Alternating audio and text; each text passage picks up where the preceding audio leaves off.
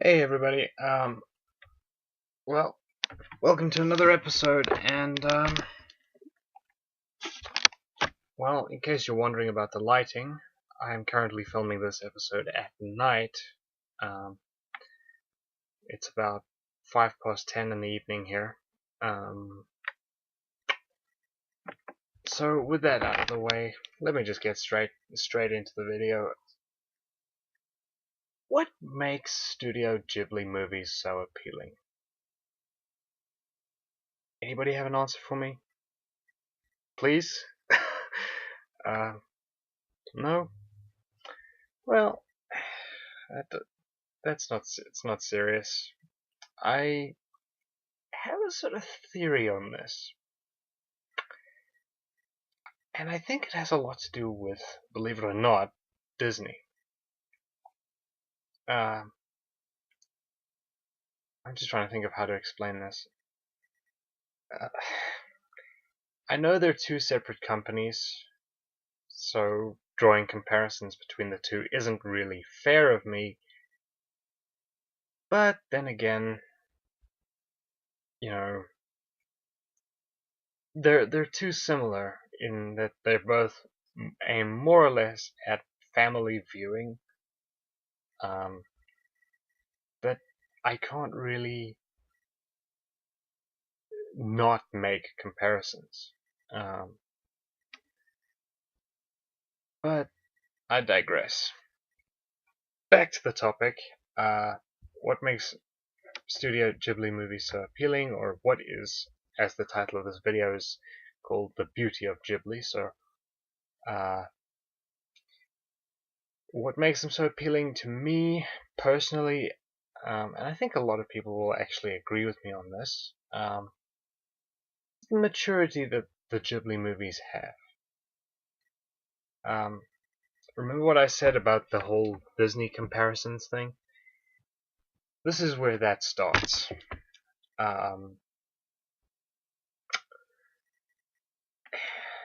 It's not that Disney movies are not mature. Don't get me wrong, I've been rewatching a lot of the old classic Disney movies recently, and I'm just amazed at some of the stuff that I missed as a kid. I mean, the wedding night joke that Robin Williams loosed in the third Aladdin film, among others. The thing is, and I'm starting off with Disney here because it's a little bit easier to explain with Ghibli. Disney movies, with very few exceptions, all are these happy ending, prince finds princess, ends up in trouble, one thing leads to another, the prince slays the dragon, saves the princess, they ride off into the sunset together to live happily ever after. It's not always like that. I am aware of films, especially in the classic Disney movies, that, don't do this. But a lot of them have happy endings, and a lot of them are really kid-friendly, so you don't really see much. On the other hand, Ghibli seems to angle itself at family viewing, but not family viewing from the Disney perspective of happily ever after every time around. There are some genuine sequences of pure terror in Ghibli films you wouldn't find in a Disney movie. At least as far as I'm aware. A good example would be the the transformation sequence in Spirited Away. Sorry guys, just let me let the cat in. Come on. Thank you. Okay, so The sequence that I'm referring to takes place pretty early on in the Spirited Away movie. Basically, the little girl's parents have eaten something that they're not supposed to eat. They've spent the whole day just stuffing their faces full of this magical food, and they've made an elderly witch very angry in the process, and she turns them into pigs. Now, you don't see the start of the transformation, but you do see the end of it, which is just as bad. But I think the only thing that really kind of gets that close, or gets close to that kind of disturbing imagery, or at least frightening imagery, would be Maleficent's transformation at the end of Sleeping Beauty. She turns herself into a dragon, which is pretty intense. I mean, the only other film that I can really think of, or the only other character that I could really think of, purely off the top of my head here, is the Horned King in the Black Cauldron, and wow, was that a creepy character. Another thing I've noticed, though, apart from the material, of course, or these frightening materials, is that there's a certain element of, I don't want to say childishness, because that just seems insulting to me about Disney, especially considering the recent stuff that they've done with films like Inside Out and Frozen, which have both tackled some pretty interesting materials. I mean, Inside Out, you're literally seeing life through the eyes of a kid growing up, or you're inside her head dealing with these characters who are her emotions. So you've got happiness and sadness and anger and all these other things, and it really tackles growing up in an odd way that is disturbing, but not disturbing enough to warrant a PG-13 rating, if that makes any sense. Frozen, why did I bring Frozen into this? I haven't seen Frozen, or at least I haven't seen it in its entirety. Sorry guys, I've got a blind pushing into my back. It's very uncomfortable. That's better. So there's an element to Frozen regarding isolation and depression. There is some stuff about depression and appearances are deceiving and that sort of thing. But let's be honest, the whole appearances are deceiving thing, Disney's done before. They did it in films like Aladdin, they did it in films,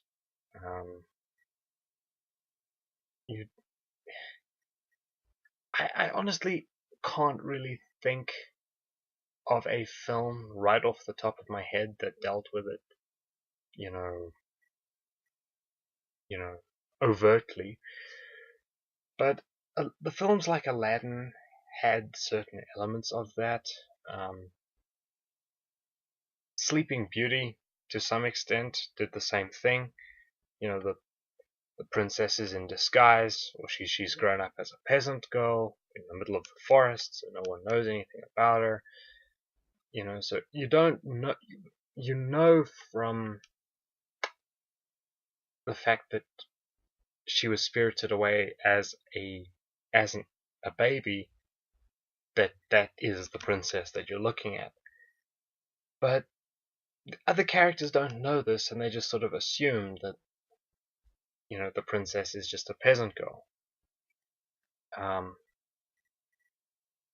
So you do get elements of it in films, like Sleeping Beauty and Aladdin and other films like that. But it's handled with a sort of childish wonder in a way that appeals to everybody, but doesn't quite play out the way it would normally, in my opinion, or the way I would think of it. On the other hand, a Ghibli movie covers very different materials, very different themes, with a lot more in the way of maturity. And I'm going to come back to this maturity point in a second. Material-wise, the maturity comes in the way they execute this exceptionally dark stuff. I mean, Princess Mononoke and Nausicaa of the Valley of the Wind, which are what I consider two of the best Studio Ghibli movies I've ever seen, cover themes of environmentalism and industrialization and pollution and the effect that this has on nature. It's a difficult subject matter or form of subject matter to put to screen in an animated movie at the best of times. Yes, DreamWorks Pictures, for example, did, or was it 20th Century Fox that did Once Upon a Forest and Fern Gully and those movies, which I thought were good, but they didn't really execute it in a way that really brought about the importance of nature.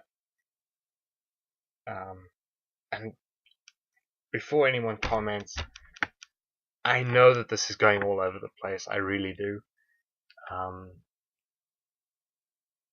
But these are the only movies I can think of off the top of my head. So, yeah, you just have to bear with me here. Another example in my mind of maturity in terms of material would be, or at least thematic material, would be Spirited Away. Spirited Away, you've got the little girl. She's in a time. She starts out. She's a whiny little brat, moving from one place to a different place. She's going away from everything that she's familiar with, and she somehow ends up in this. She and her family take a wrong turn, and she ends up in this magical sort of spirit world. And she's still a whiny little brat. Sorry guys, I'm getting tongue-tied here. So she's complaining and she doesn't really want to do anything at first, but she very quickly realizes that, okay, I'm alone now. The sequence where her parents are turned into pigs terrifies her and she runs. She's running through this town full of ghosts, essentially, and she's screaming, Mommy, where are you? Hello? And just hearing this 10-year-old girl running, screaming Mommy at the top of her lungs, it's terrifying. And later on, when she's given food by one of the servants, and it suddenly dawns on her, I'm alone. I'm in the middle of nowhere. I don't know anything about this place. I'm scared. And that fear really sort of causes her to break down. It's a genuinely heartbreaking moment to watch. So you watch her go from a whiny little brat to someone who really has to grow up very, very quickly and deal with situations that no kid her age would normally encounter. I mean, what 10-year-old kid is going to know how to cure a river spirit? What kind of 10-year-old kid is going to be running from a man-eating monster or something similar? And I really hope I'm not spoiling the film for anyone who hasn't seen it yet.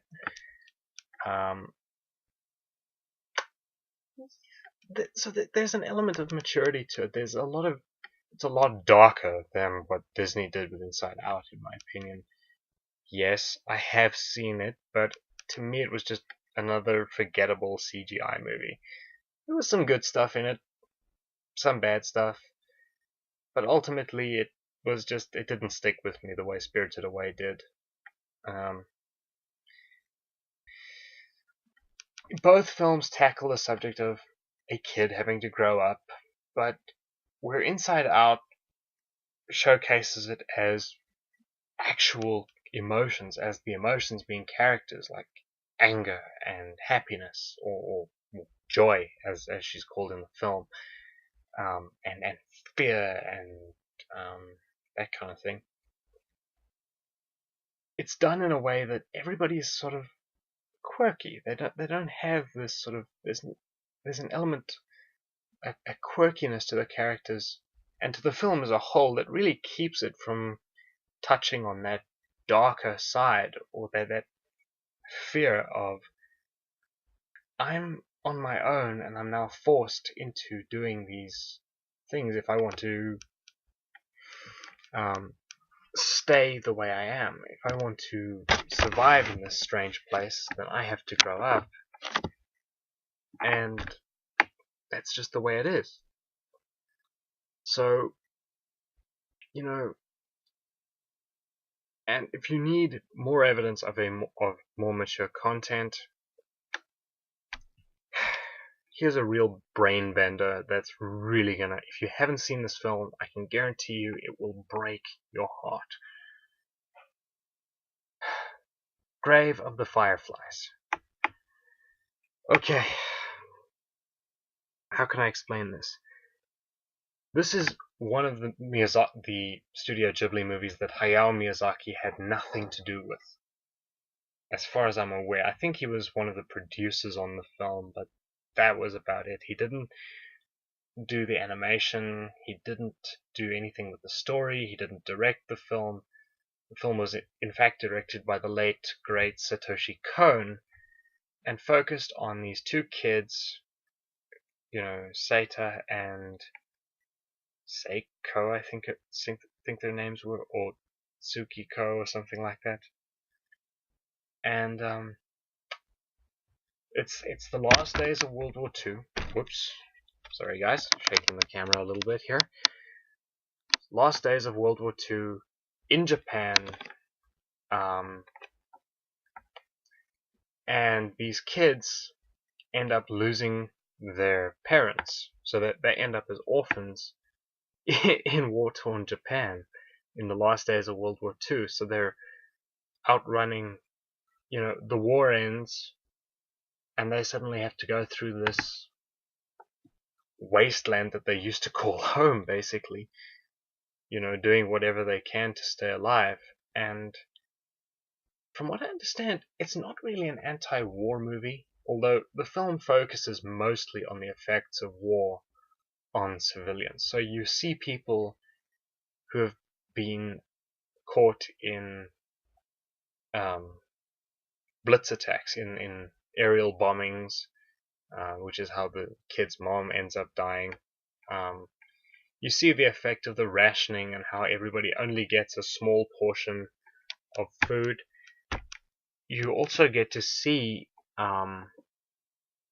you get to see injuries that people suffer. You get to see people. You see people starving. You see them dying.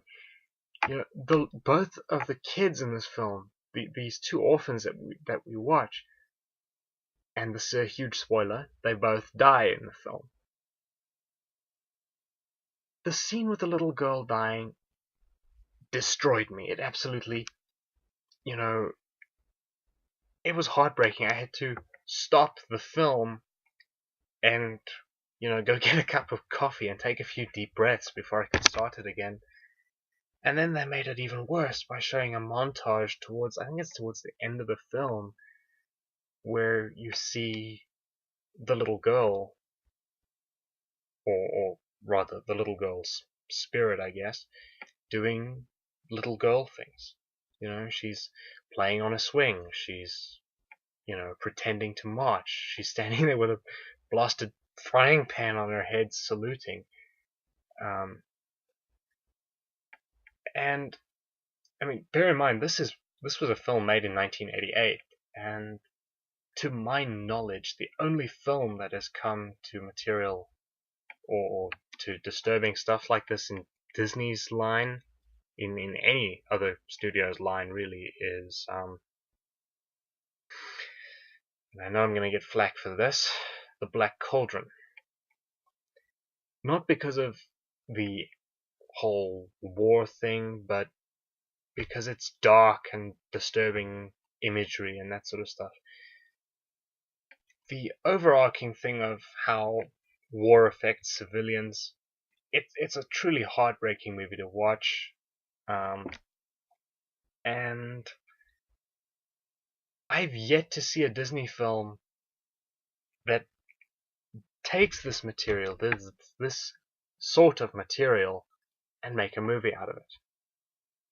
Now, considering that it's a studio that's more well known for kids' movies, which wouldn't necessarily focus on this kind of material, that kind of makes sense.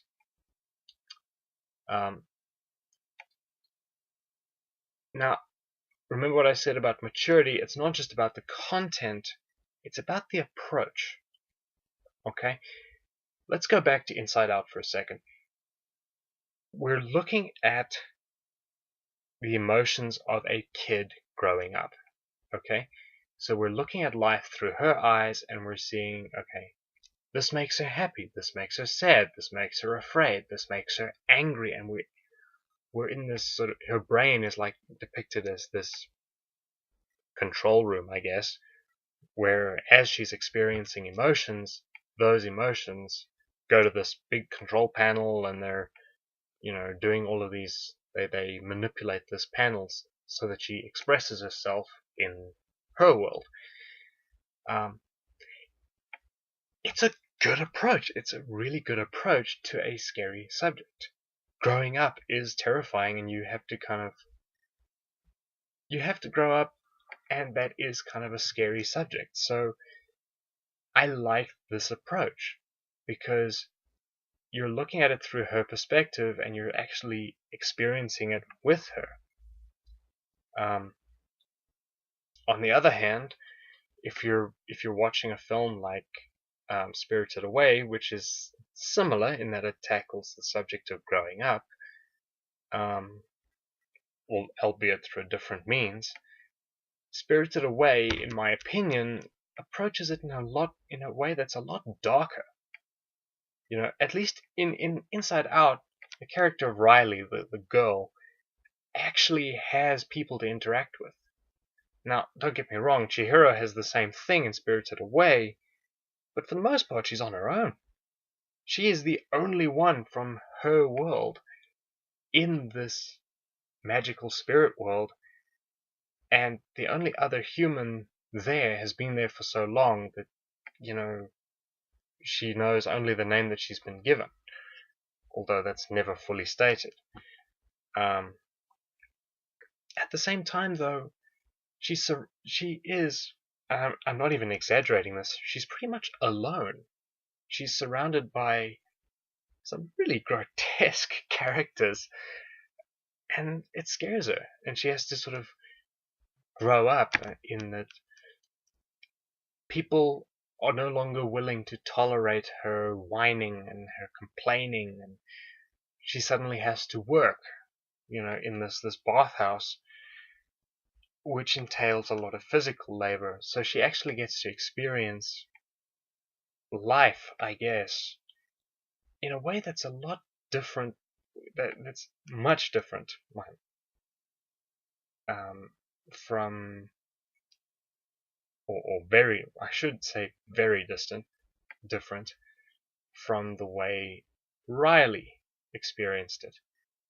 Now, I get that it's two separate companies. I mean, Studio Ghibli's a Japanese company, Disney's an American company, or something like that, yeah, I think it's an American company. I could be wrong. Um, so, sorry guys, my laptop just tried to go into hibernate. So, yeah, I think it's the the approach to the content is very different, um, but it's also the approach to the audience. And again, we can look at Spirited Away and um, Inside Out, or Disney films in general. Even in a Disney movie, everything is kind of stated. You know, The Jungle Book, for example, we learn very early on that Bagheera, the panther, finds the man cub, takes him to the wolves raise him, and then several years later, the tiger, Shere Khan, returns to the jungle, and they have to take Mowgli, the man cub, to a man village, and he doesn't want to go. So the whole film is basically this argument of you will go to the man village, and that's just the way it is. So everything's kind of stated up front what's going to happen. And I mean, you know that in spite of all of his protests, Mowgli's going to end up in the man village. It's just a matter of time. On the other hand, films like Spirited Away, the whole thing about growing up is very understated. There's a lot of grotesque and outright frightening, but ooh, excuse me, um, frightening material, but it's done in a way that is subliminal, I guess. It's not stated outright that now she has to grow up and she's all alone. And okay, the fact that she's pretty much just a little girl surrounded by all these people that she has no idea about is pretty obvious. I mean, it's shown right from the beginning. But there's an expressiveness to the character of Chihiro that we don't get in a Disney movie.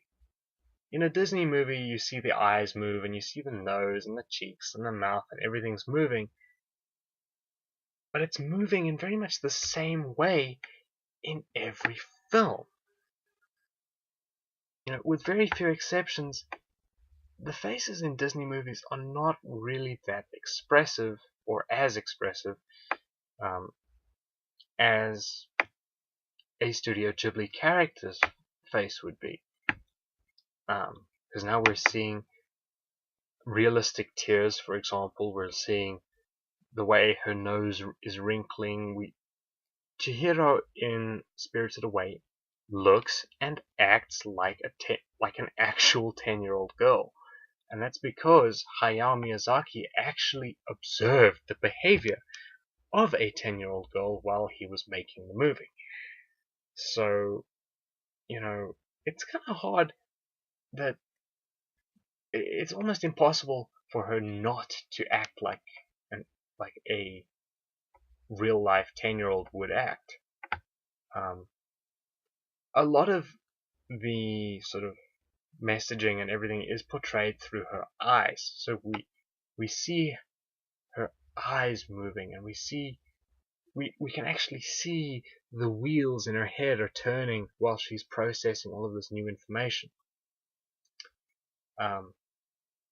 So in terms of audience approach, the Disney stuff is very upfront, and there's nothing really subliminal about it, except in the more recent ones, of course.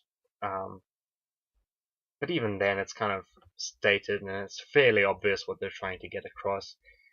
Studio Ghibli movies, you kind of have to think. Disney movies, you don't have to think much because it's all out front and stated. Ghibli movies, you have to think and sort of go, oh, that's what this is about. That's the message of the film. So in a way, it's a bit more challenging, I guess. Um,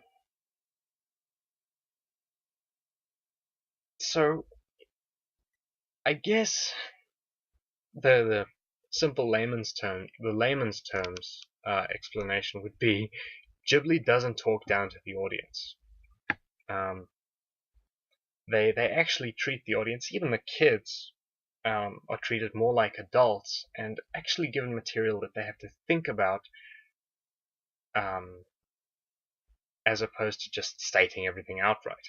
Um, Disney has tried this. I will admit that they have had some stuff that is hidden, like hidden messages and stuff like that, but it, those hidden messages aren't very well hidden to me. I mean,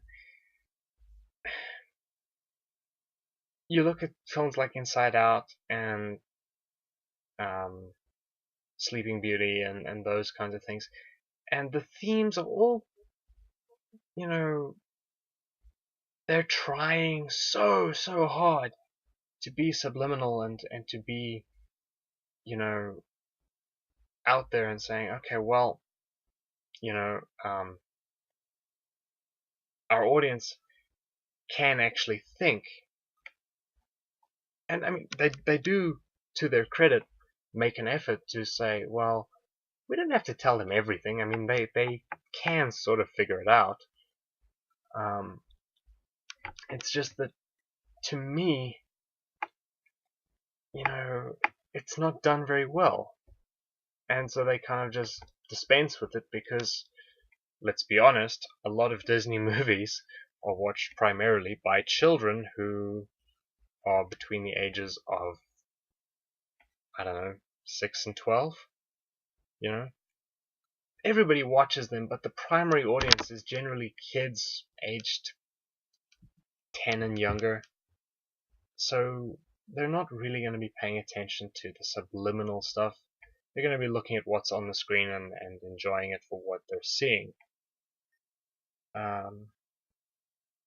So yeah, I mean, the obvious differences of, you know, the animation style in Ghibli movies, and in fact in anime movies in general, is beautiful. It is so much more detailed than Disney movies.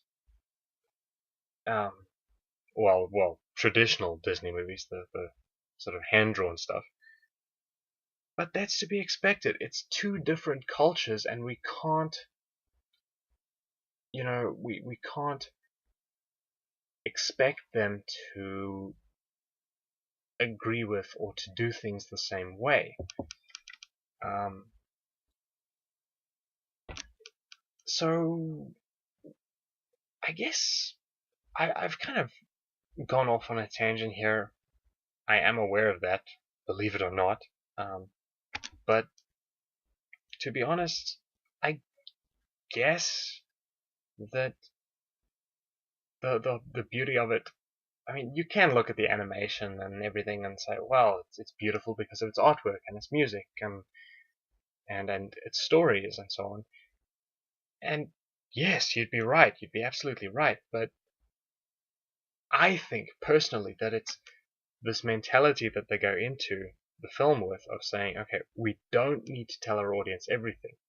Okay, we have this really dark material and we have our audience, but our audience doesn't need every detail outlined and stated out front. They do actually need something to think about. And I think the execution of that is really well done. And I mean, okay, now to be perfectly fair, my comparisons to Disney movies, with the exceptions of Inside Out and Frozen, I haven't seen that many of the more recent ones. Okay, I'm a more traditional Disney movie kind of person, and so I enjoy the films like 1967's The Jungle Book and Snow White and the Seven Dwarfs, for example, and Sleeping Beauty and The Black Cauldron, even. I enjoy the hand-drawn films more than I enjoy the CGI movies. So I'm not really that familiar with it. maybe I'm wrong, and Disney's actually, I mean, they have matured. I will admit that with films like Pirates of the Caribbean and other movies, other more recent movies that they've done, they have matured and they have done stuff that is pretty dark that you wouldn't actually normally see in a kid's film or a family film. It's just, to me, Ghibli approaches the audience better, I guess. I mean, again, I grew up watching traditional Disney movies, and as such, I'm really biased about which ones I enjoy. So maybe I'm wrong, you know. Maybe, um, maybe, just maybe, Disney's newer stuff has got subliminal messages that I'm not aware of, that I've never seen. And if that is so, please let me know. Because I honestly, um, I honestly don't know. I personally think that the answer to this question of what makes Ghibli movies beautiful and appealing is the maturity of their approach in terms of the audience and the way they approach darker, more mature material. Disney, again, Disney hasn't really covered that much dark material because generally when they do, it backfires miserably. You know, the Black Cauldron is a perfect example. When it was released, it bombed big time. You know, and parents, from what I understand, were outraged by the fact that this is supposed to be a kids' film and it's got such nightmare fuel in it. So, yeah, um, that's my take. Obviously, the question or the answer to this question of what makes Ghibli movies appealing to anybody is subjective. Okay, this is my opinion, and I don't expect anyone to really agree with me. Then again, maybe you look at my theory and you can expand on it and say, okay, well, you know, this is my take on this. Ultimately, as I say, the answer is subjective because we're all different. We all have different opinions. If you don't agree with me, that's fine. Anyway, I think I've rambled on for long enough, and I've gone off on several tangents several times. So I hope you guys enjoyed the video. I know I haven't been posting for the last couple of weeks. I've been kind of stuck at the moment, trying to figure out how I'm going to do this because, to be honest, I want to kind of do like read-throughs and everything as well, so that I'm not just posting videos every week and you guys actually get some variety. If you guys are following me on the Naomi blogging platform, there will be a read-through posted sometime in the next couple of days. I'm not sure when. I've also recently started up an Instagram channel. So I will probably be using that as a means of getting the word out regarding these episodes, because to my knowledge I can't share a video that's longer than 2 or 3 minutes. So, and I'm still trying to figure it all out. Anyway, if you're following me on Naomi, keep your eyes peeled. This video is probably just going to go straight to YouTube. So if you're following me on Naomi, great. If if you're following me on Twitter, you can leave any and all feedback to this video. Talking about Twitter, you can follow me on Twitter.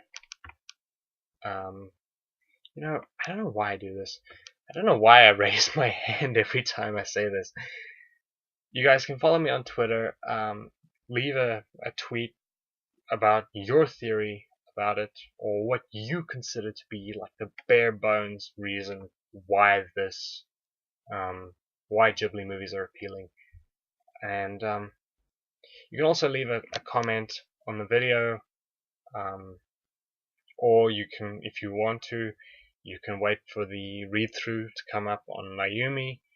As I say, it should be published sometime over this weekend. So either,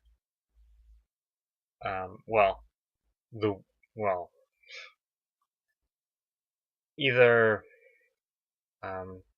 Sunday the 17th of September or Monday the 18th. Anyways, I hope you guys enjoyed the video.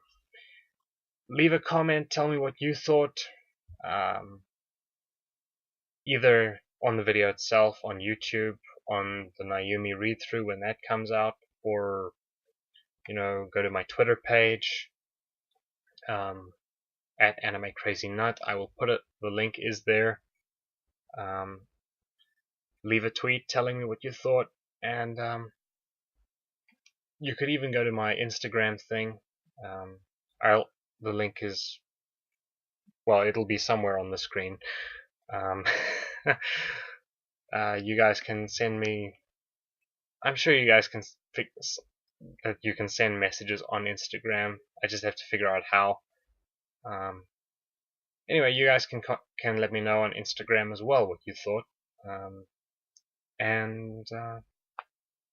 Yeah. Anywho, I think I've rambled on for long enough. It's getting kind of late here, so cheers, guys. Oh, before I sign off, next week Friday. So what's the date today? The 15th. So next week, on the 22nd of September, I am going to launch sort of a double bill, I guess you could call it, on my YouTube channel. So you'll get the next Anime Geek episode and the first episode of my manga segment, which I'm launching now on the 22nd. That is my aim at this point, is to get that segment up and going. Again, as always, there will be read-throughs on Mayumi as well. So if you don't really feel like watching me ramble on in front of a camera, you can go and read about it. As always, if you want me to cover a specific topic, I think the next debate I'm going to do, or the next opinion video like this one that I'm going to do, will probably be on the whole animes for kids argument, but that's going to be 2 or 3 episodes from now. Anyways, guys, thanks for watching. Keep a lookout for the next Anime Geek segment episode, and for the manga episode as well, or the manga segment episode. Yeah, that's all from me, guys. As always, I hope you enjoyed the video. Thanks for watching, and I will see you all next time. Adios.